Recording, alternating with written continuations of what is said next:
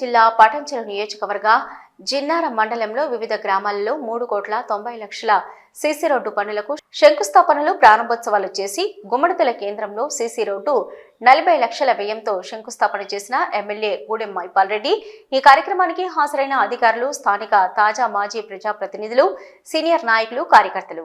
నమస్కారం. ఈరోజు జిన్నారం మండలంలో 11 గ్రామాలకు ఎన్ఆర్జీఎస్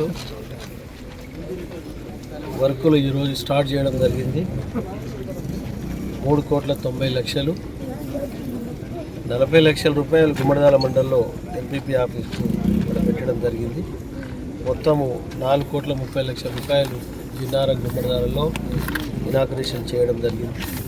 ఈ కార్యక్రమంలో స్థానిక నాయకులు, స్థానిక ప్రజలు, పత్రికా సోదరులందరూ పాల్గొని విజయవంతంగా ఈ కార్యక్రమాలని వర్కులని స్టార్ట్ చేయడం జరిగింది.